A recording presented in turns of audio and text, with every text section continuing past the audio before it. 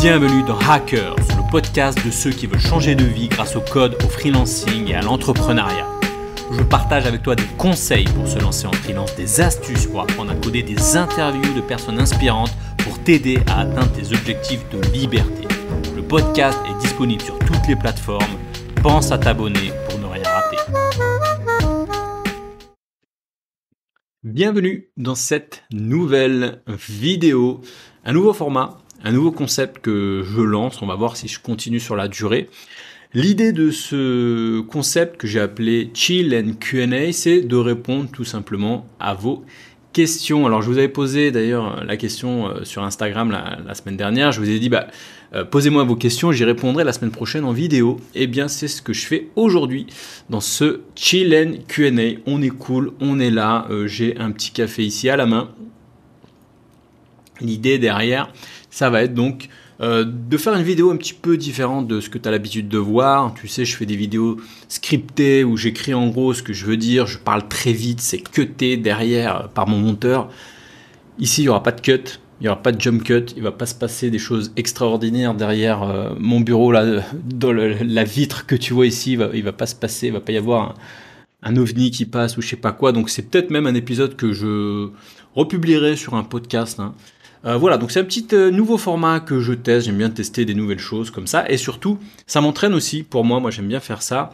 Tester, des nouvelles choses. Et surtout, tu sais, quand je fais des vidéos, je suis très scripté, etc., comme je te disais. Mais il faut aussi prendre l'habitude de faire des vidéos un peu plus spontanées, sans script, et toujours trouver son fil, etc. Et puis apprendre à bugger et rebondir quand je bug, etc. Je le fais un petit peu en live, etc. Mais voilà, c'est bien de le faire ici. Donc c'est un concept que j'ai lu d'un livre qui s'appelle La pratique délibérée. Ou je crois que c'est dans The One Thing, il parle de ça. Tiens, je te partage ça, tu vois, je digresse déjà dans cette vidéo. L'idée, ce qu'il disait, c'est que en gros, tu as deux types de personnes. Tu as des personnes qu'il appelait entreprenantes et des personnes délibérées. Et en gros, ça s'applique aux développeurs, hein, typiquement ce genre de choses. Une personne entreprenante, c'est une personne qui va faire des choses avec ses capacités actuelles. Typiquement, tu es développeur, tu sais coder en PHP de telle manière, eh bien, tu vas toujours coder de manière entreprenante, ça veut dire en faisant les mêmes choses avec les mêmes capacités. Et de l'autre côté, tu as des personnes donc délibérées, ce qu'il appelle ED, des personnes délibérées. Les personnes délibérées, justement, c'est des personnes qui vont, ok, elles ont un socle de compétences, elles ont des expériences, mais derrière, elles vont essayer de repousser un peu leurs compétences, d'essayer d'aller plus loin, de faire les choses un petit peu différemment, essayer de s'améliorer, essayer d'apprendre de nouvelles choses typiquement. Si tu es développeur, par exemple, si tu es toujours habitué à coder de la même manière, avec les mêmes choses, la même manière de faire tes boucles for en JavaScript alors que tu peux passer par des points map, etc., eh bien c'est ça le principe de la pratique délibérée. Donc tu te forces à faire un peu différemment. Au début, c'est un peu coûteux, mais après, avec le temps, donc sur le temps, tu gagnes parce qu'en fait, au lieu de rester tout le temps avec ta même logique, avec la même manière de faire les choses, pendant 10 ans, tu vas coder tout le temps de la même manière, et bien ça va te forcer à apprendre donc des nouvelles choses. Donc ça, c'est une première chose que je voulais te parler. Et donc c'est ce que je fais en fait à travers ce nouveau format, puisque au lieu d'être tout le temps avec les mêmes, les mêmes capacités que j'ai depuis le début, c'est-à-dire j'écris une vidéo, je la script, je la fais, etc., eh bien, j'essaie de nouveaux formats. Je me mets en risque, entre guillemets, puisque je prends un risque là, à bugger, à cafouiller, etc. dans cette vidéo. Mais c'est le but, voilà, de s'améliorer. Donc c'est un exercice pour moi, et c'est un exercice pour toi aussi, puisque, eh bien, au passage, eh bien, tu vas pouvoir avoir mes réponses en vidéo. Alors c'est parti, alors encore une fois, je te disais, on va être cool dans cette vidéo. J'ai tendance à parler vite d'ailleurs. C'est quelque chose qu'on me reproche souvent. On me dit, Mike, tu parles trop vite, fais des blancs, comme ça. Donc c'est ce que je vais essayer de faire. Alors je vais répondre à vos questions. Je voulais juste dire aussi une chose. J'ai des choses comme ça qui me passent par la tête et qui sont en train de partir. C'est que je vais répondre à vos questions. Et c'est tout ce que je voulais dire. Tu vois, déjà, je perds le fil de cette vidéo. Mais encore une fois, mon monteur a pour consigne de ne pas couper. Donc, vous verrez ça. Oui, si la chose me revient. C'est vrai qu'on a tendance aussi à me dire, Mike, ta vidéo, elle est trop longue. Il faut aller plus vite. Nous, on n'a pas le temps, machin, tout ça. Je sais, de temps en temps, il faudrait que je synthétise un peu plus, que j'aille plus vite. Mais le but de cette vidéo, c'est justement l'inverse. C'est pas d'aller vite, c'est de prendre le temps. Voilà, donc je voulais te dire ça, c'est que Je vais essayer de ne pas parler vite et surtout, je vais prendre le temps de répondre à vos questions, le temps qu'il faut. J'ai pas de limite de temps en fait dans cette vidéo. Elle peut peut-être durer un quart d'heure, peut être durer 20 minutes, et puis si à la fin elle dure 2 heures, bah, elle durera 2 heures. C'est le but de l'exercice. Alors, première question. Alors j'ai su pas mal de questions d'ailleurs, merci à tous. Si toi aussi tu veux poser une question sur Insta, tu peux me poser une question. Sinon, sous mes vidéos, j'ai toujours un petit lien, poser une question, etc. etc. Un petit peu d'eau avant de commencer. Alors, première question. Penses-tu que le métier de développeur va connaître une saturation? Alors oui, chose aussi que je tiens à dire, j'ai pas réfléchi à l'avance sur les questions, c'est-à-dire je vais les prendre un peu au feeling et je vais les traiter au feeling. Voilà, tout ce qui me passe par la tête. Alors c'est possible que je dise des conneries, qu'après je réécoute, je me dis merde, j'aurais pas dû dire ça, mais c'est le but de l'exercice aussi. Alors penses-tu que le métier de dev va disparaître, enfin non, va connaître une saturation? Alors moi c'est un truc, c'est quelque chose que j'entends depuis 10 ans, je veux dire, ça fait un moment quand j'entends oui, mais c'est saturé de dev, il y a tous ces devs qui sortent d'école, etc. Je pense que, enfin, de manière générale, on est sur une pénurie de développeurs depuis déjà 10 ans. Mais quand on entend ça, on se dit bah c'est la fête, tout le monde va être développeur, etc. Sauf que on est sur une pénurie de développeurs, mais ça n'empêche pas que y ait du monde qui arrive sur le marché, que ça commence à être saturé, mais ça commence à être saturé de quoi? Ça commence à être saturé finalement de profils assez bas niveau. Ça veut dire que, en gros, quand tu regardes sur des plateformes où les gens qui galèrent un peu, c'est toujours les mêmes profils, des gens qui ont des bases, qui ne sont pas spécialisés et qui galèrent. Et là, cette saturation, en fait, elle se fait à ce niveau-là. Ça veut dire qu'elle se fait par le bas, en fait. Ça veut dire que tout le monde se retrouve bouché, en fait, entre guillemets, par le bas, ça veut dire avec les compétences basiques, sans être vraiment spécialisé, sans vraiment expérience, etc. Mais à partir du moment où tu arrives à passer ce petit cap-là, à passer au niveau supérieur, et bien là par contre, c'est royal puisque là, on cherche des profils spécialisés. Donc oui, il y a une saturation. Est-ce que le métier va connaître une saturation dans le futur? Je ne sais pas, je ne suis pas Madame Irma, je ne pourrais pas te dire, mais en tout cas, on manque globalement de développeurs. La saturation, oui, qu'il y ait un peu plus de développeurs qui fassent toujours les mêmes choses, du HTML, CSS, des choses en plus qui maintenant, tu peux faire ça avec des outils no-code.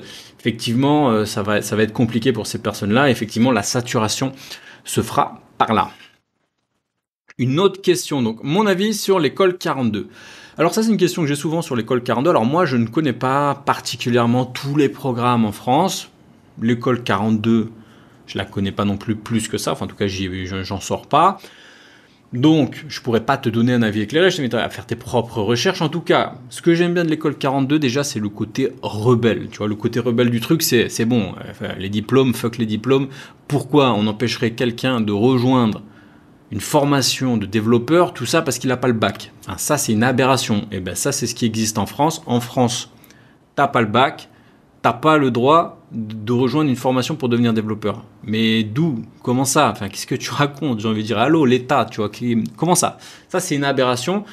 Xavier Niel, ou je sais pas qui a fait cette école, je crois que c'est lui, il est arrivé, il a dit mais non mais c'est une connerie, et bien moi il n'y aura pas ça chez moi, et il s'est mis un peu l'État à dos pendant un moment, je sais pas si c'est toujours comme ça, et je pense qu'il a bien fait, parce qu'en fait t'as pas besoin d'avoir un bac pour apprendre à coder, et mon frère il a eu, j'en parle souvent sur ma chaîne, on lui a fermé plein de portes à cause de ça, et finalement, maintenant, il est développeur, il n'y a aucun problème. Donc voilà, une belle connerie. En tout cas, j'aime bien ce côté rebelle, c'est aussi basé sur la pratique, donc ça, c'est quelque chose que j'aime bien. Et voilà, mais en tout cas, je connais quelques personnes qui sortent d'ailleurs des personnes qui étaient digital nomades, passage à Bali, je leur passe le bonjour si c'était un couple, s'ils me reconnaissent, s'ils regardent cette vidéo.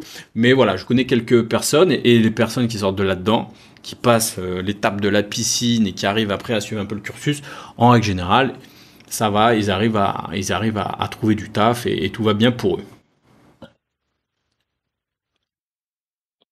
Alors, je dirais peut-être à mon monteur de couper les fois où je bois de l'eau et où je prends comme ça ma respiration, parce que je suis debout, j'ai tendance à m'étouffer. Alors, autre question, millionnaire, alors millionnaire, comme ça, millionnaire, boum, millionnaire. Est-ce que je suis millionnaire?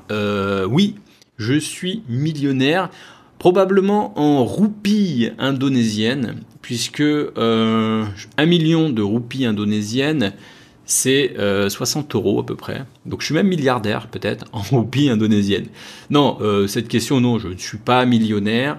Je ne cherche pas forcément à être millionnaire.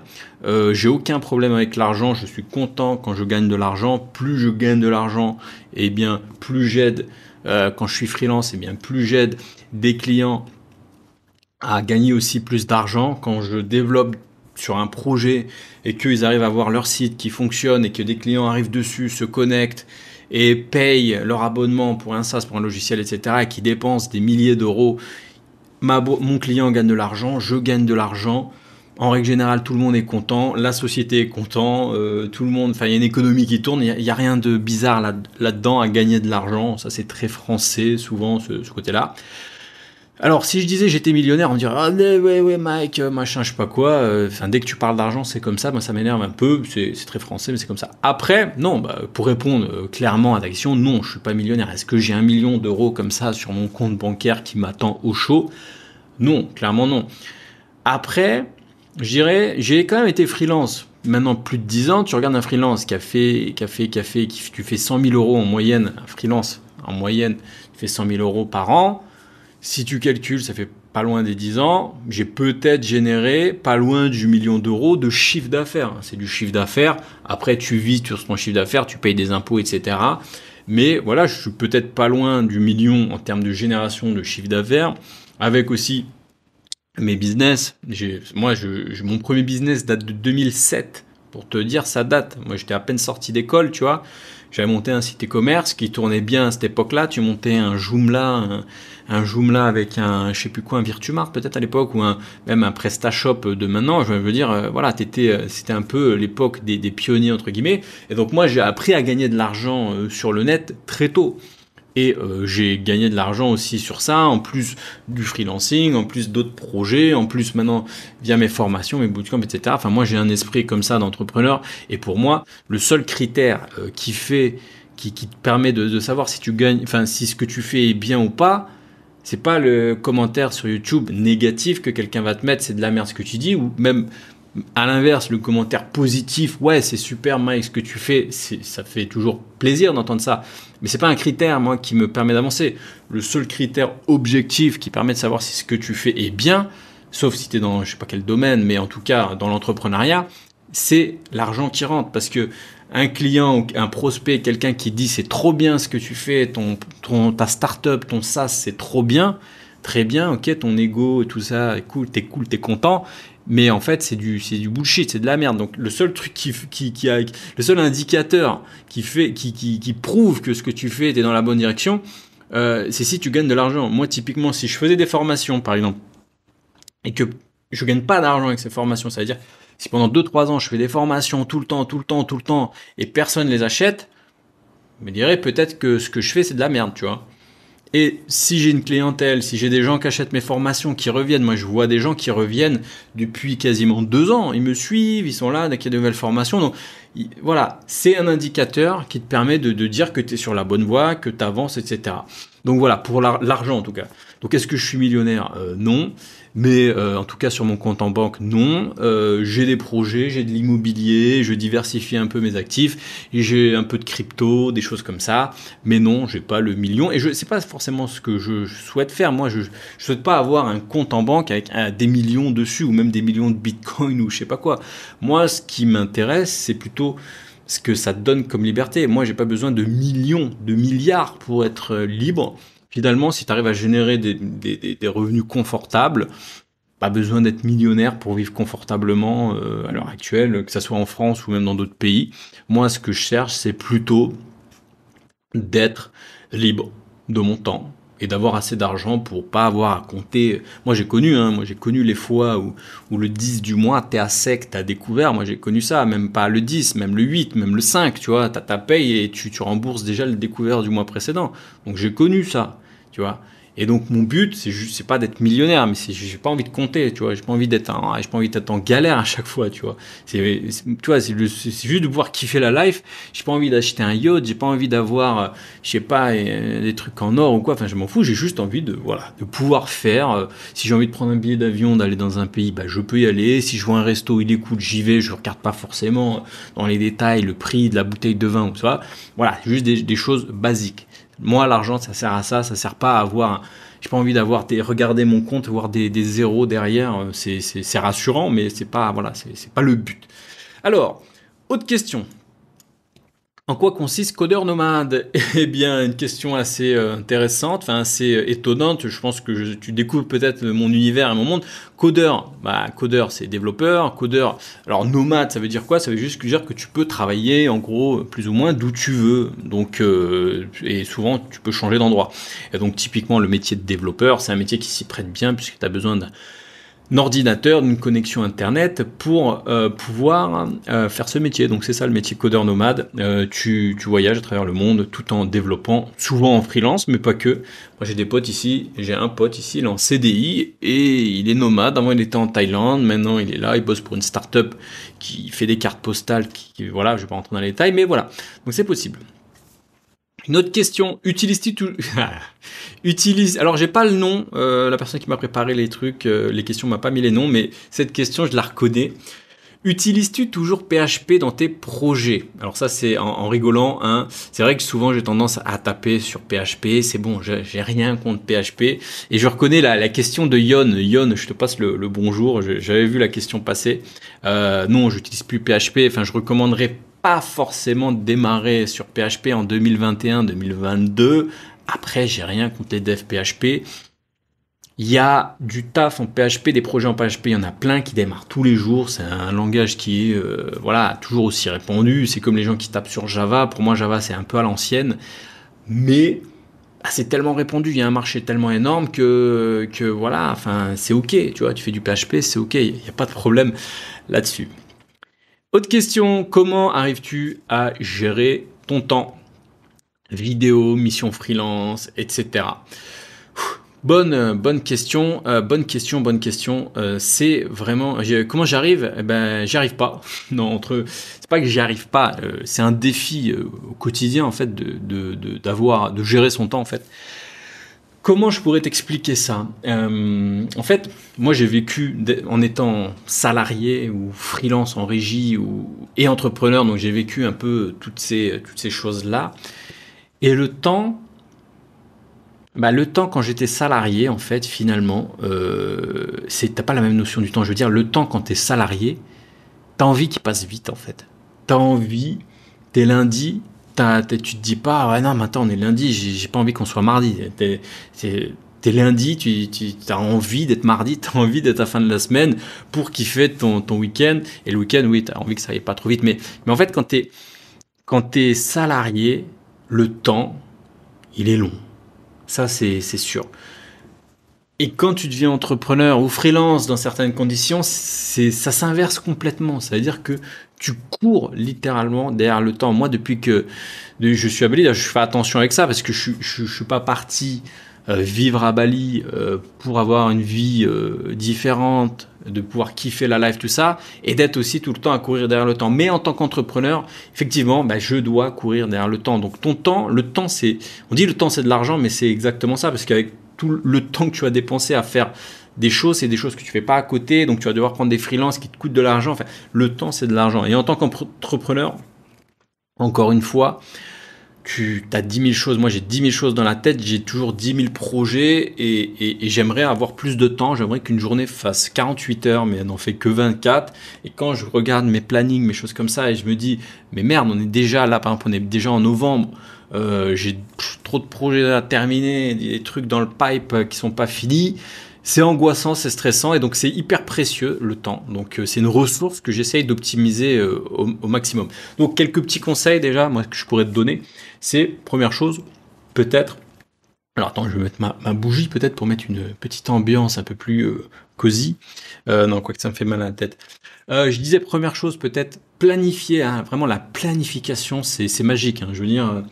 tu décides, je sais pas, tu prends en début de semaine, hein, tu prends juste une feuille, ton Google Agenda, juste tu dis lundi je vais faire ça, mardi je vais faire ça, mercredi je vais faire ça, et ça t'évite de juste partir en mode oh qu'est-ce que je fais aujourd'hui, et finalement le temps il se crame à une vitesse phénoménale.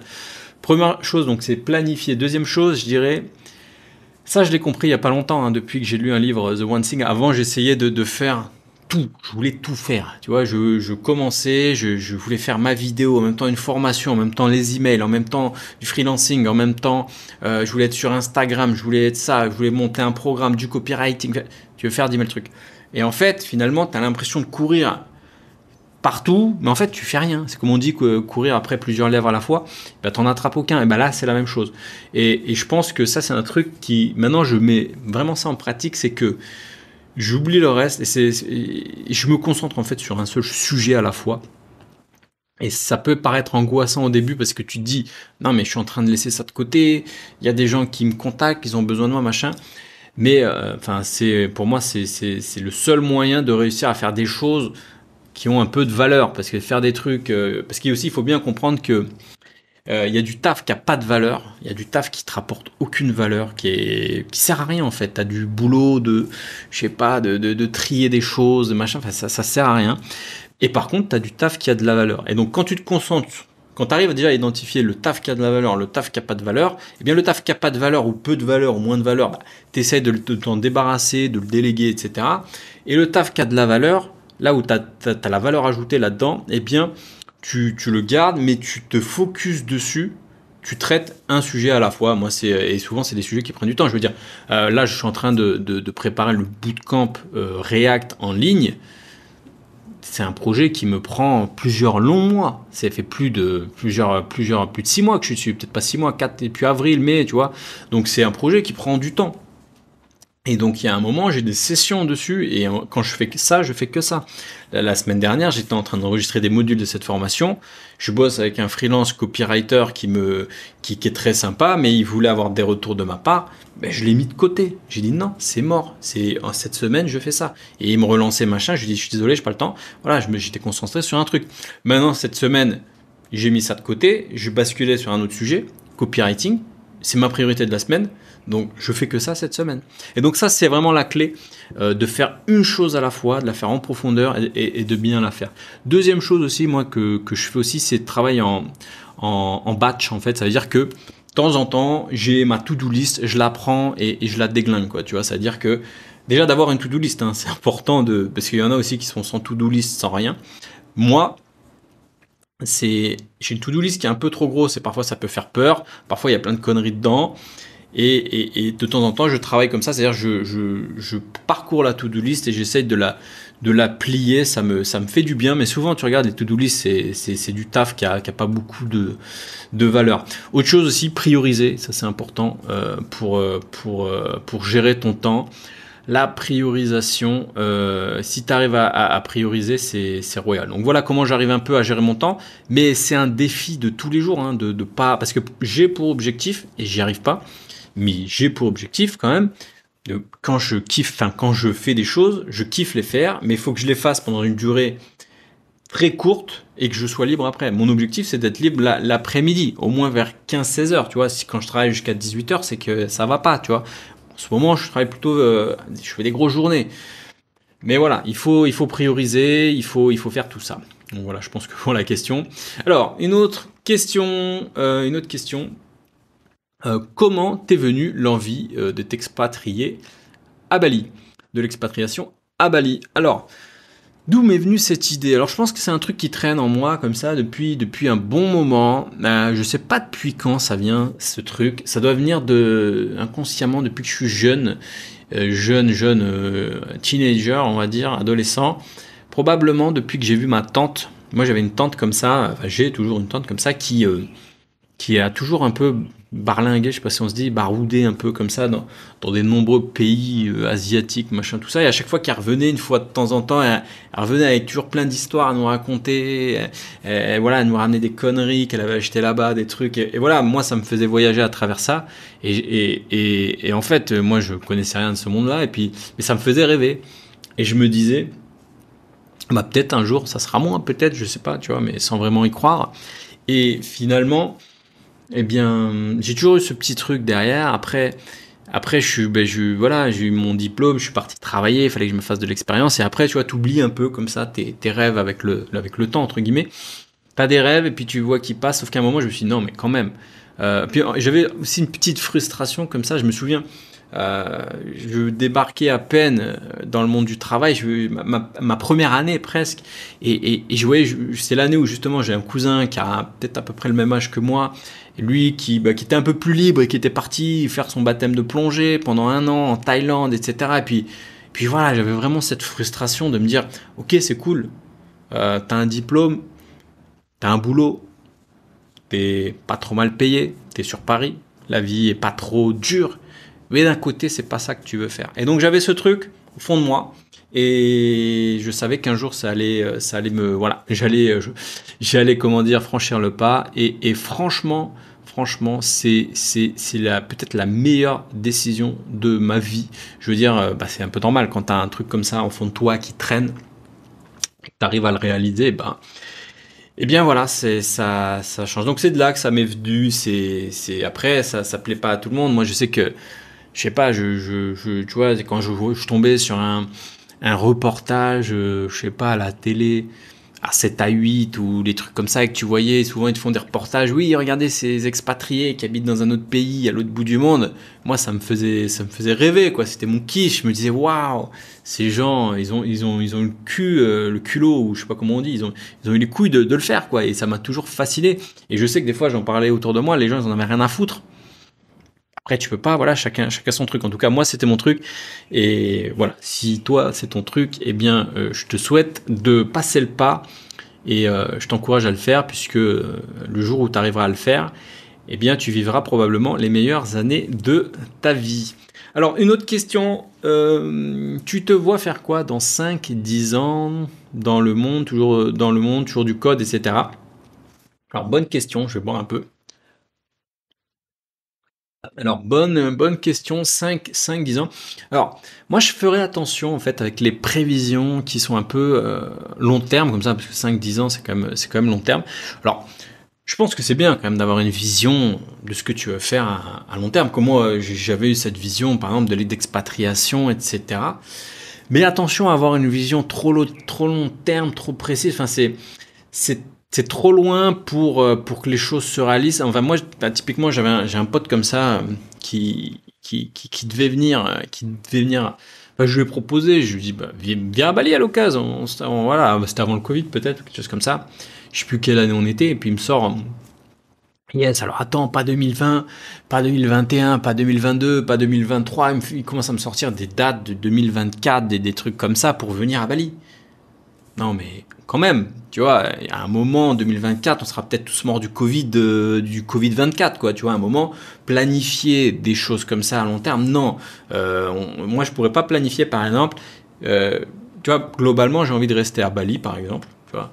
Mais je pourrais pas planifier à 5 ans, te dire dans 5 ans, je serai plus à Bali, mais je serai à New York, je serai à Singapour, je serai à Bangkok, je serai là. Parce que j'en sais rien. Et ça serait un peu, tu vois, sauf si j'ai une forte envie de faire quelque chose comme ça. Mais je pense que c'est pas trop une bonne chose de planifier à trop long terme. Par contre, avoir plutôt une vision long terme. Moi, ce que je pense ce qui est probablement sûr, c'est que je serai toujours dans le code, puisque moi, franchement, bah, je dois le dire, j'aime bien le code, tu vois. J'aime bien le code, j'aime bien aider les gens à apprendre à coder. Alors après, ça va dépendre de la forme que ça va prendre. Peut-être ça va prendre une forme, bah, au lieu d'être freelance, bah, ça plus de la formation, des bootcamps, des choses comme ça. Et d'ailleurs, moi, ça a fortement changé finalement. Entre le début de ma carrière où j'étais en CDI, mais j'étais du code, j'ai fait que du code toute ma vie. J'ai fait du code là, mais ça a été du code en CDI, puis en freelance, et puis maintenant c'est de l'entrepreneuriat, et puis maintenant je lance un bootcamp, et puis j'accompagne des gens, je fais des coachings. Enfin, tu vois, ça tourne autour du code, mais ça évolue. Tu vois, typiquement, à un moment, ça m'a saoulé d'être en CDI à la défense alors que j'avais envie de voyager, mais c'était pas la faute du code, c'était la faute de l'environnement. Il y a des personnes parfois le code, ils aiment plus le code, mais c'est pas la faute du code, c'est la faute plutôt de l'environnement. Donc te dire exactement ce que je vais faire, je pourrais pas te dire. Alors, ce micro il bouge beaucoup là, je vais le mettre comme ça. Je pourrais pas te dire exactement. En tout cas, ce que je souhaite, moi j'ai souvent une vision long terme sur les choses, c'est plutôt donc de continuer ce que je fais actuellement, d'accompagner les gens sur apprendre à coder, d'essayer d'apporter une vision différente de ce qu'on voit en France. Un peu, on entend toujours le même son de cloche, etc. Moi j'ai envie d'avoir un son de cloche différent, de montrer, tu vois, quand tu regardes les profils des développeurs un peu classiques, c'est un peu tout le temps les mêmes types de gens. Je veux pas, comment dire, faire des clichés autour de ça, mais voilà, c'est un peu toujours les mêmes types de gens, qui ont fait les mêmes écoles, qui ont un peu la même manière de penser, etc. Et on exclut pas mal de gens, souvent des gens peut-être un peu plus, ou parfois bah, c'est un peu plus compliqué, peut-être financièrement, ou en termes de, voilà, ils ont peut-être pas le niveau d'études des personnes qui ont le parcours classique comment dire, voilà, des gens qui sortent d'école, quand on les connaît, toujours pareil, l'école, le bac S, suivi de l'école, machin, tout ça, et c'est très bien pour eux, tu vois. Mais ils ont tendance à, voilà, le système a tendance à exclure une certaine population du code. Eh bien, moi, je suis pas d'accord. Moi, je suis là pour dire non. Non, le code ne vous appartient pas. Les geeks là qui viennent me mettre, les geeks du dimanche là qui viennent me mettre des commentaires en mode oui, non, machin, mais Mike, t'es pas un vrai codeur ou je sais pas quoi. Bah, allez vous faire foutre quoi, les mecs. Le code ça vous appartient pas. Il y a plein de gens pour qui le code est accessible. C'est pas que pour les mecs, c'est pas que pour les geeks, c'est pas que pour les trous du cul. Voilà, le code ça appartient à tout le monde. La dernière fois, la semaine dernière, j'étais en coaching avec une nana super sympa. Je dirais pas son nom, c'est privé. Mais voilà, elle était hôtesse, pas hôtesse d'accueil, mais hôtesse de réception dans un hôtel. Cette personne a décidé de se prendre par elle-même, de suivre une formation pour apprendre le code. Elle a appris le code, elle s'est lancée, elle a pris le cours du soir. Ensuite, voilà, voilà, elle a passé des stages, elle a voulu se lancer en freelance, elle a rejoint le système freelance, etc. Enfin voilà, le code, ça appartient aussi à ces gens-là. Et moi, c'est le message que je veux passer. Si le but des chaînes YouTube, c'est de dire, ouais, les mecs, on est des codeurs et super, je vous montre la super technologie pour les codeurs et nous, on est que entre nous et machin et tout ça et que, ouais, les autres, c'est des cons et nous, on est des super geeks, on connaît le dernier truc. Moi, ça m'intéresse pas en fait. Moi, en fait, je m'en fous de ce truc-là. Moi, ce que je veux faire, c'est que je veux que le code il puisse être transmis à des gens qui pourraient croire que c'est pas pour eux, que c'est pour les grosses têtes, les mathématiciens. Le code, je sais que c'est accessible, et si y en a qui veulent faire ça, eh bien, je veux leur prouver que c'est possible, que tu aies 40 ans ou que tu aies 16 ans, que tu sois riche ou que tu sois pauvre, que tu viennes d'un quartier ghetto, je sais pas dans quel endroit, ou que tu viennes d'un quartier riche, enfin, peu importe. Si tu as envie de devenir développeur, tu peux. Point barre. Et si tu veux avoir des informations, si tu veux des conseils, eh bien moi, tu viens sur ma chaîne, je te file ça. C'est mes conseils, c'est brut, je parle cash. J'ai pas peur de parler, de dire que telle ou telle plateforme, bootcamp ou quoi, c'est de la merde, parce qu'en fait, moi, je suis libre. Pourquoi je suis libre? Parce que, en fait, je suis plus vraiment dans le game français, c'est-à-dire que je peux critiquer les SS2I, je peux dire que les SS2I, les ESN, eh bien, bah, c'est de la merde. Pourquoi? Parce que j'ai pas peur de pas être embauché par elles, parce que j'ai plus besoin d'elles. Donc, je peux. Ce que tu entends chez moi, c'est pas un discours comment dire, qui est filtré. Hein, les SS2I, les ESN, c'est ce qu'on appelle des viandards. Tu vois, ils te prennent, ils te pressent, ils veulent te prendre en CDI, ils vont t'aspirer jusqu'à la moelle et ils vont te recracher comme une vieille chaussette le jour où ils auront plus besoin de toi, où tu seras has-been, où tu seras trop vieux, où tu auras des technos qui seront dépassés. C'est la réalité des SS2I. Et moi, je peux le dire, ça, par exemple, j'ai aucun problème.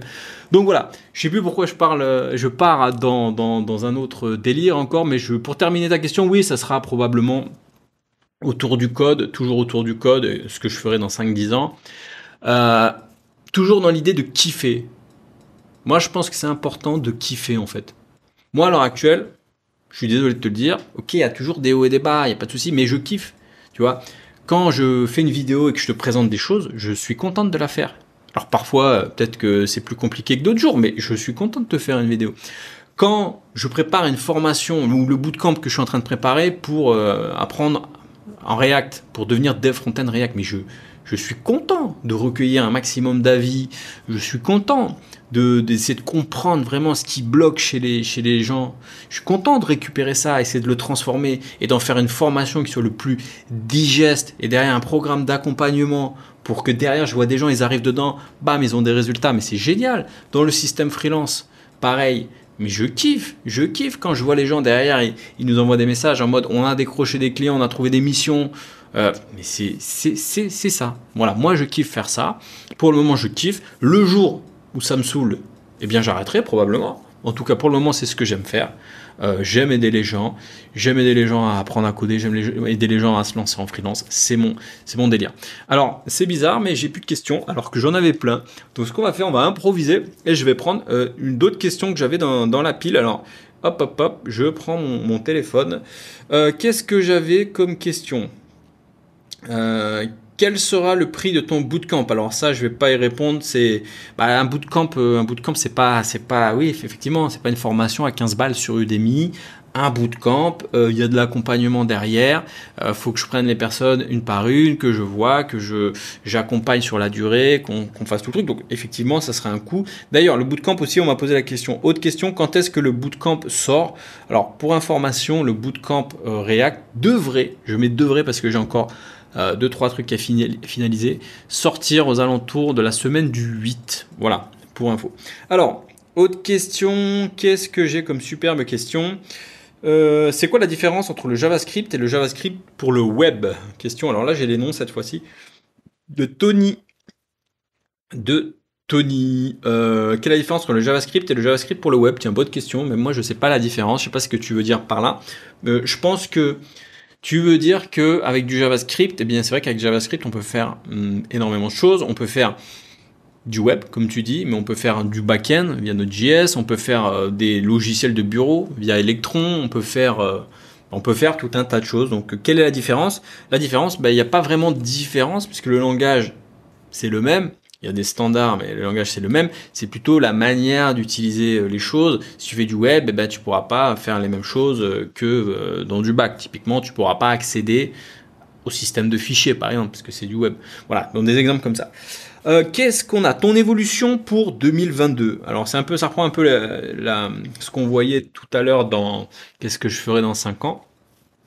Mon évolution pour 2022. Alors, qu'est-ce qui va se passer pour 2022 sur cette chaîne? Alors, premièrement, je vais essayer de trouver des nouveaux formats. Tu vois, moi, ça fait 3 ans que je fais des vidéos, ça fait un moment que je suis là, et c'est vrai que j'ai souvent ma petite routine, mes petits formats que je connais, alors que ce soit en vadrouille ou machin, je te prépare un sujet, je te fais la vidéo, etc. Eh bien, l'idée, ça va être de trouver de nouveaux formats comme ça. Ça, c'est une des premières choses que je vais faire.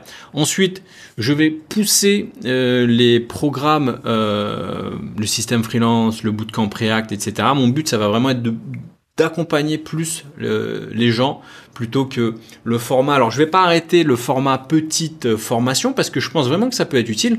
Je veux dire, tiens, moi, je côtoie des freelances qui sont déjà développeurs, par exemple. Ils sont déjà en freelance, ils arrivent plus ou moins, enfin voilà, ils gagnent leur vie, machin, tout ça. Mais voilà, de temps en temps, ils ont besoin, ils disent, putain, les tests unitaires quand même, j'y connais rien, tu vois. Bon, ils peuvent venir et se prendre une formation chez moi sur les tests unitaires, par exemple, ça va les débloquer sur un point précis. Donc j'aurai toujours ces deux parties-là, ça veut dire que je vais partir dans un mode plutôt gros programme complet, comme le bootcamp en ligne, là, pour des personnes qui veulent vraiment... Ils partent soit de zéro ou soit en reconversion totale et ils se disent moi j'ai besoin qu'à la fin je sois dev front React quoi. J'ai pas le temps de machin. Voilà, donc là on part de zéro, je t'accompagne et on va jusqu'au bout du truc. Et à côté, il y aura toujours les programmes de formation qui seront mis à jour sur des petits produits qui peuvent t'aider au cas par cas en fonction de ce qui te manque. Donc il y aura toujours ça sur l'aspect formation. Sinon sur l'aspect YouTube, on sera toujours... Voilà, alors peut-être, je suis en train de réfléchir, alors on a le temps de discuter, donc je te raconte un peu tout ça, tu vois. Je suis peut-être en train de réfléchir de stopper cette contrainte. En fait, je me suis mis une contrainte de faire une vidéo par semaine. Alors, c'est vrai que quand tu te lances, tu vois, c'est pareil que quand tu codes, tu te mets une contrainte. Tu dis, je démarre le code, eh bien, il faut que je code minimum, donc tu te forces à coder minimum 1 heure par jour, 2 heures par jour, tu te forces, hein, tu te mets vraiment une obligation pour pouvoir atteindre des résultats. Tu vois. Et donc c'est ce que moi je me suis fait quand je démarrais sur YouTube, c'est que je me suis dit bah il faut que je démarre sur YouTube, je fais pas ça pour rien, je fais ça pour avoir des résultats. Donc je fais ça pour que ma chaîne elle se fasse connaître, que ça augmente, qu'on commence à me découvrir, etc. Et effectivement ça marche. Moi j'ai fait ça, on commence à me connaître. D'ailleurs la dernière fois à Bali, un mec dans une soirée il me fait ah mais je te connais, t'es Mike Coller machin. Donc c'est cool, mais c'est pas voilà, c'est pas non plus mon but d'être une star. J'ai pas envie d'être Norman ou je sais pas quoi. Donc ce que je veux dire par là, c'est que je continue, enfin je me suis mis ce rythme de une vidéo par semaine, très cool, tu vois, super. Voilà, ça m'a permis de décoller. Mais maintenant je suis en train de réfléchir sur ça. Et d'ailleurs, n'hésite pas à me dire en commentaire si c'est une putain de bonne idée ou une grosse mauvaise idée. C'est que je suis en train de me dire que j'ai plus envie de me mettre une contrainte d'une vidéo par semaine en fait. Pourquoi me mettre cette contrainte? Je veux dire, maintenant j'ai une chaîne qui est déjà connue, je m'en fous de faire 50 000 abonnés, 100 000, machin. Mon but c'est pas d'être Norman. Le nombre d'abonnés, c'est de la vanity metrics pour être que c'est pour ton ego, tu vois. Alors c'est vrai quand tu commences, t'es content d'avoir des abonnés, mais franchement j'étais content d'avoir mes premiers 1000 abonnés, mes premiers 2000, j'étais content. Je crois 3000, c'était un seuil psychologique, je sais pas pourquoi, je kiffais avoir 3000. 10 000, ouais c'était cool. Puis après que tu fasses 20 000, 30 000, 40 000, quand j'aurai 100 000, j'aurai 100 000 un jour. Eh bien, je ne serai pas plus heureux qu'avec 40 000 ou 30 000. Donc, je sais que pour moi, en fait, cette priorité est un petit peu en train de changer, en fait. C'est-à-dire que avant, j'avais envie d'être quelqu'un de connu, enfin connu entre guillemets, tu vois, j'ai pas envie d'être Norman ou Cyprien ou je sais pas quoi, mais j'avais envie de faire partie de ces chaînes qui comptent, qui ont un bon nombre d'abonnés. Mais maintenant, je suis en train de me dire que c'est plus non plus une priorité, quoi, tu vois. J'aime faire des vidéos YouTube, mais est-ce que je suis obligé de faire une vidéo YouTube chaque semaine, absolument, pour suivre mon rythme, etc., etc. Je pense que non. Je pense que, et en plus maintenant je suis en train de changer un peu ma manière de travailler en mode, j'aime bien être focus par exemple, je suis focus sur, comment ça s'appelle, attends je vais mettre un petit peu plus de lumière là parce que sinon hop, on a un problème. Je suis focus par exemple sur la rédaction du bootcamp, etc. Et chaque semaine, eh ben, je suis coupé par ça. Alors ça m'embête pas, mais ça m'embête un peu. Enfin, comment dire, c'est une contrainte. Donc je préférais par exemple avoir le choix de me dire bah, je fais pas de vidéo pendant un mois, 2 mois, enfin peut-être pas 2 mois, mais au moins pendant les 2-3 prochaines semaines, je vais être focus. Je fais pas de vidéo, au moins je suis focus sur mon truc. Et puis quand j'ai fini le bootcamp, ben je me dis tiens cool, j'ai le temps et je passe sur des vidéos. Et si je t'en sors 2 par semaine parce que j'ai envie, ben j'en sors 2 ou 3. Et en fait j'arrête de me dire je fais des vidéos pour l'algo. Une vidéo par semaine sur un sujet, etc. Ça, je vais peut-être changer. Voilà. Dis-moi ce que tu en penses d'ailleurs dans les commentaires, mais c'est probablement un truc qui va changer. Alors, qu'est-ce qu'on a d'autre comme questions? On a pas mal de questions. On a pas mal de questions, mais après, il y a des questions qui reviennent souvent. Il y a des questions, c'est un peu souvent les mêmes. Alors, attends, je les vois pas ici. Ah oui, si je suis pas allé. Alors, tu comptes toujours rester à Bali? Alors, Bali, je me sens bien. Hein. Alors, ça rejoint un peu les questions qu'on a vues tout à l'heure, mais franchement, Bali, je me sens bien. Je peux pas dire je vais rester toujours toute ma vie, mais à l'heure actuelle, c'est pas l'ordre du jour. Au début, en plus, c'était. Pourtant, j'avais prévu à Bali, je m'étais dit, ouais, je pense qu'on va passer 1 an ou 2, on verra, machin. Et en fait, pour le moment, je ne me vois pas partir, en fait. Donc, Bali, pour le moment, ça, on restera là. Freelance ou entrepreneuriat? Tiens, bonne question. Freelance versus entrepreneuriat. Qu'est-ce que je pourrais dire là-dessus? Pas facile. Quand tu es freelance, tu es entrepreneur. On peut commencer par là. Quand tu es freelance, tu es entrepreneur, ça c'est sûr. Mais c'est pas le même type d'entrepreneuriat. Ça va dépendre quel type de freelancing tu fais. Ça dépend si tu es intégrateur WordPress, ou tu fais du forfait, de régie, etc. Donc, ça va dépendre. Mais dans les grandes lignes, je dirais que quand tu es freelance et que on va dire que tu n'es pas trop en galère, je veux dire que tu as des clients qui tournent, comme beaucoup de freelance. Au début, tu galères un petit peu, puis après, une fois que tu as compris comment ça marche le freelancing, bon, bah, tu as un business qui tourne. Et en fait, finalement, c'est assez pépère, hein, faut pas croire. Hein. Freelancing, ça fait peur, mais quand tu arrives à comprendre comment ça fonctionne et que tu as des clients régulièrement et que tu n'es plus stressé avec les clients et que finalement tu es dans ta routine et que tous les mois, bing, bing, ça tombe, et bien finalement, bah, tu es proche, pas tout à fait, mais tu es presque proche d'un salarié dans le sens où finalement, ok, tu as tous les risques et tout, etc., machin, mais finalement, t'as la thune qui rentre, t'es bien, t'es pépère, tu fais tes horaires, 8 heures, machin. De temps en temps, bah, t'es un peu plus libre parce que quand même, t'es freelance et t'as été freelance, c'est pas pour rien. Mais quand même, tu es quand même parfois proche du salariat. Encore une fois, ça dépend. Maintenant, l'entrepreneuriat, c'est clairement, c'est pas pour tout le monde. Il y en a qui disent oui, l'entrepreneuriat c'est pour tout le monde. Moi, je pense que l'entrepreneuriat c'est pas fait. Désolé, hein, c'est pas fait pour tout le monde. Je veux dire, je pense que quand tu te lances sur un projet entrepreneurial, bah faut avoir les reins solides entre guillemets, faut avoir les nerfs solides, il faut dire, faut pas craquer au premier truc parce que c'est encore une fois, faut avoir une vision long terme hein, quand tu te lances dans l'entrepreneuriat. Première chose que je voulais dire. Deuxième chose, faut avoir une vision long terme et je pense qu'il faut avoir un filet de sécurité. C'est-à-dire que quand tu te lances dans le vrai entrepreneuriat, hein, je parle parce que freelance c'est aussi un peu entrepreneuriat, quoique quand tu te lances en freelancing, c'est bien aussi d'avoir un filet de sécurité. Mais typiquement, moi, je recommande. Voilà. Parfois, tu n'as pas le choix, il faut que tu trouves un business, il faut gagner de l'argent et tu te lances. Et bon, parfois, tu n'as pas le choix et tu n'as pas d'argent de côté. Mais quand même, si tu as un petit filet de sécurité, c'est un gros plus. Quoi. Je veux dire, en termes de... Moi, typiquement, quand je suis parti à Bali, ok, j'ai fait un peu de freelancing. Après, je me suis dit, non, là, le freelancing, ça me prend trop de temps. Il va falloir que je me focus sur l'entrepreneuriat, que je crée des formations, etc. Et bien, j'ai eu une grosse chute de revenus. Voilà, il faut être capable d'encaisser, d'avoir les reins solides pendant cette période-là, tu vois. Pendant la période où tu gagnes plus de thunes et qu'il va falloir que tu fasses un business et que tu fasses confiance, que les gens te fassent confiance en toi. Alors disant je vais te former et machin, et que les gens achètent et que tu aies une clientèle et que tu puisses récupérer tes revenus d'avant. C'est pas pour tout le monde. Alors il y en a qui ont du bol, ils lancent un business, ça marche direct, tant mieux pour eux. Mais sinon, c'est pas facile. Enfin, c'est pas facile. Mais par contre, c'est une aventure géniale. Quand tu vois quand ça marche. Voilà, attends, j'ai des grésillements derrière. Je vais peut-être changer la couleur du truc là. C'est une aventure géniale quand tu vois que ça marche, quand tu as tes premiers clients. Moi, je me premier. Alors, saoule ce truc là, ça clignote mal là. Je vais changer de lumière. Tu vois des grésillements, j'aime pas ça. Donc, par contre, c'est un peu fort. On va baisser un petit peu. Donc, je disais, oui, par contre, toutes les personnes. Moi, j'ai parlé avec plein de gens qui ont fait du e-commerce. Quand tu lances un site e-commerce, la première commande, quand tu entends ch'ting, ch'ting, c'est une commande à 20 balles. Mais t'es le plus heureux de ta vie. C'est le moment où t'es le plus heureux de ta vie. Je veux dire, t'as quelqu'un qui a acheté quelque chose sur ton site, mais c'est génial. Moi, ma première formation que j'ai vendue, alors j'avais lancé une formation, la première formation c'était un flop total. Et puis après j'en ai vendu une ou deux, mais j'étais heureux. Pourtant c'était 3 cacahuètes, ça payait à peine un grec. Non, je rigole, peut-être pas un peu plus, tu vois.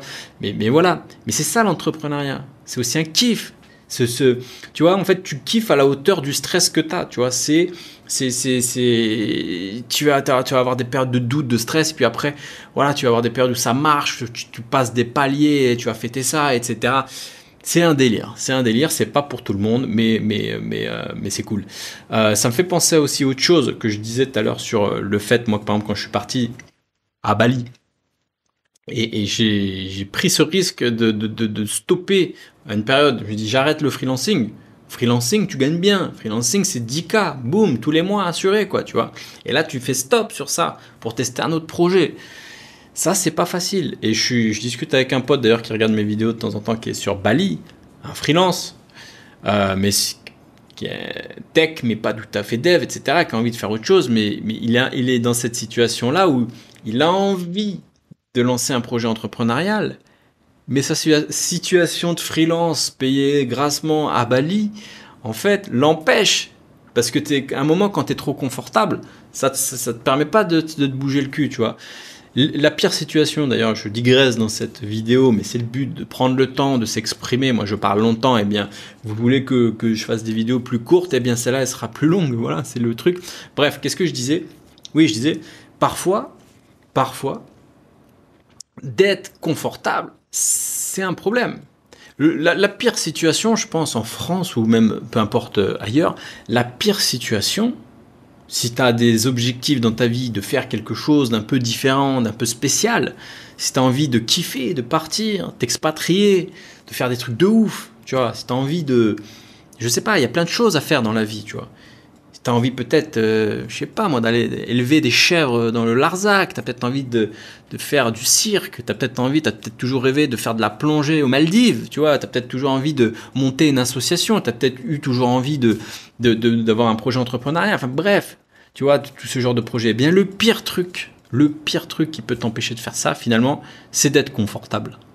C'est d'être pas trop mal. c'est d'être dans une situation où, ok, t'es pas smicard, mais t'as un petit peu plus, tu vois.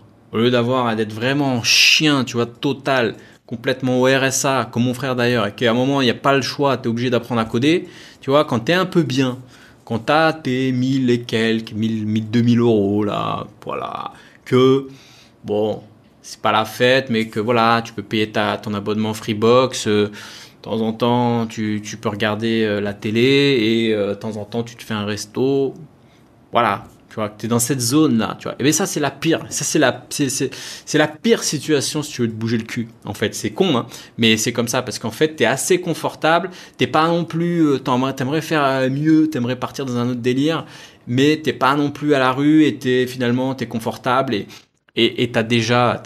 comment dire, t'as déjà des revenus et puis t'as déjà peut-être une vie, etc., des acquis, des crédits, des choses comme ça. Enfin bref, voilà, t'auras compris le truc. Alors, 59 minutes, hein, on va essayer de pas dépasser une heure. Je vais terminer, allez, une autre question. Qu'est-ce que j'ai comme question assez sympa? J'en ai plein. On va s'arrêter sur... Tac, tac, tac. On va s'arrêter sur quoi? En quoi, ça on l'a vu, ça on l'a vu. En quoi l'expatriation t'a changé? Ouais, non, celle-là. L'entrepreneuriat, c'était plus facile avant, non? Et le freelancing aussi. Ah tiens, ça c'est une bonne question aussi. Sur le fait qu'avant c'était mieux. C'est un truc qu'on entend toujours. Avant, c'était mieux, on était les pionniers, c'était plus facile. Tu vois, par exemple, il y a plein de gens qui se lancent sur YouTube en ce moment. Et il y a toujours des gens qui vont dire, ouais, mais toi, t'es arrivé avant, donc c'était la vague, machin truc. Ou t'as toujours des gens qui vont dire, ouais, mais toi, par exemple, t'as fait du e-commerce, t'as utilisé du Facebook Ads. Dans les premiers, c'était pas cher, maintenant le monde est devenu cher. Ou t'as toujours des gens qui vont dire, ouais, mais là, avant c'était mieux, quoi, en fait, finalement. Et bien ça, je pense que c'est une connerie en fait, puisque voilà, le monde évolue, il y a toujours des nouvelles opportunités, il y a toujours des problèmes qui arrivent, il y a toujours et tu peux toujours résoudre un problème qui arrive. Là, il y a le Covid, il y a 1 million de problèmes. Eh bien, si tu es un peu malin, si tu as des idées, eh bien, tu peux résoudre ces problèmes, monter des projets, tu peux trouver du business. Enfin, il y a énormément de choses. Moi, par exemple. Moi, c'est un truc que j'entends souvent, mais là, à Bali, la semaine dernière, là, j'ai rencontré voilà, des gens sur Bali, là, des nouvelles têtes, entre guillemets. Je tombe sur un gamin, 19 ans, 19 ans, 19 ans, il est parti. Il s'est pas dit c'était plus facile avant ou c'était plus compliqué avant ou je sais pas quoi. Il est parti. Il a monté un podcast, il vend des formations pour aider les personnes à faire de la pub sur pas Instagram, mais sur Pinterest ou je sais pas quoi, assez niché, des formations à 2000 balles, avec un closer derrière téléphonique qui fait les trucs, il a un système, machin, il me parle de trucs, tu vois, il est à fond, il a 19 ans, et il est capable, et il fait, et il trouve des opportunités. Je travaille avec un copywriter, passe le bonjour s'il m'écoute. Gamin, 19 ans, pareil. Il me contacte, il me dit écoute, je fais ton copywriting, machin et tout, si tu veux, je t'aide, machin et tout. Bam. Au début, je me suis dit non, mais mec, il a 19 ans, quoi, tu vois. Et après, je me suis dit mais merde, pourquoi je réfléchirais comme ça? Pourquoi je ne laisserais pas sa chance à un gamin de 19 ans de démarrer, tu vois? Et donc, tout ça pour te dire, donc je bosse avec lui et je lui ai donné sa chance et il fait le taf et c'est cool, tu vois. Et donc, tout ça pour te dire quoi? Tout ça pour te dire que on a tout le temps tendance à croire que il y a ceux avant qui sont arrivés à l'arrivée des premiers téléphones, il y a ceux qui sont arrivés à l'époque où on vendait des coques et que c'était le marché, il y a ceux qui ont vendu tel truc hyper connu, etc. Mais c'est du bullshit. Il y a toujours du business, il y a toujours quelque chose à faire. C'était pas mieux avant, ça sera pas mieux après. Il y a toujours des problèmes à résoudre, il y a toujours des trucs à faire. C'est sûr que si tu peux lire dans une boule de cristal et savoir quelle sera la tendance du futur, c'est toujours sympa. Et c'est sûr que quand tu regardes rétrospectivement, tu te dis, effectivement, si j'avais investi sur le Bitcoin en 2000, tu vois, pareil pour les cryptos, ceux qui ont dit, ouais, mais maintenant c'est fini. Mais j'en sais rien si c'est fini. Mais c'est sûr que ceux qui ont investi en 2012, quand tu regardes rétrospectivement, ah oui, ils sont arrivés au bon moment. Mais à un moment, t'es pas allé non plus en 2012, tu vois. Donc voilà, il y aura toujours des opportunités. C'était pas mieux avant, ça sera pas mieux plus tard. On vit dans un monde qui bouge, c'est comme ça. Il faut savoir s'adapter, il faut savoir changer, il faut pas rester sur ses acquis. Il faut toujours évoluer. Voilà, je vais m'arrêter là. Ce live, c'est pas un live, c'était une vidéo qui est censée ne pas être jump cutée. Donc normalement, il y aura pas de cut. J'espère que... Alors ça a été un peu long, je vais la publier aussi sur le podcast. J'espère que ce format t'aura plu. N'hésite pas bien sûr à me dire en commentaire ce que t'en penses. Est-ce que ça t'a plu? Est-ce que tu voudrais que je refasse pas tout le temps, mais peut-être de temps en temps, une fois, tous les 2-3 mois, une fois par mois, je sais pas, que je ressorte ce format un peu plus cool, chill and Q&A en quelque sorte. Ça veut dire que tu me poses tes questions, j'y réponds sans préparation, comme ça, brut de fonderie, je te parle, j'ai le temps, je m'étends, je raconte ma vie. Et tu en connais aussi un peu plus sur moi, et puis je pars un peu dans tous les sens, mais ça te permet aussi de me découvrir, et je te donne de l'information, de la valeur à travers les questions auxquelles je réponds. En tout cas, je te remercie. Je ne sais pas si tu as suivi toute cette vidéo dans les 55 minutes, en tout cas si tu es arrivé jusqu'ici, c'est peut-être que tu as cliqué sur avancer, enfin peu importe. En tout cas, je te remercie d'avoir suivi cette vidéo ou ce podcast si je rediffuse sur le podcast. Et n'hésite pas bien sûr, comme d'hab, t'abonner à la chaîne, activer la petite cloche de notification ici et là, machin, de me rejoindre sur Insta aussi, parce que les questions auxquelles j'ai répondu, c'est des questions qui viennent essentiellement d'Instagram cette semaine. Je fais un petit peu de pub pour l'actualité. Le bootcamp React va arriver dans les jours qui arrivent, dans les semaines, semaines qui arrivent. Je vous enverrai des emails pour les personnes qui ont déjà souscrit à la waiting list pour avoir des infos sur ce bootcamp. Je vous enverrai quelques informations d'ici là. D'ailleurs, je remettrai le lien sous cette vidéo si tu veux aussi être inscrit sur cette waiting list. Je pourrais pas prendre tout le monde. En tout cas, c'était le petit moment pub. Ça devrait arriver dans les semaines qui arrivent. Voilà, en tout cas, je te remercie d'avoir suivi cette vidéo. J'espère que tu aurais aimé ce petit décor new-yorkais. J'aime bien ce côté, ce côté cosy. Puis j'aimerais bien peut-être à la New York, dans un petit appartement. Comme ça, tu vois, je prends le temps dans cette vidéo de raconter de la merde, mais c'est pas grave. Allez, en tout cas, je te remercie d'avoir suivi cette vidéo. Je te dis à la semaine prochaine, dans les emails quotidiens aussi, si t'es pas abonné aux emails quotidiens. Allez, ciao, à bientôt. Si tu as aimé cet épisode, pense à le partager et à mettre un avis sur Apple Podcast. Cela te prendra 1 minute, tu n'auras à le faire qu'une seule fois et cela m'aidera à le faire connaître. Si tu veux continuer l'aventure Hackers avec moi, bien sûr, abonne-toi.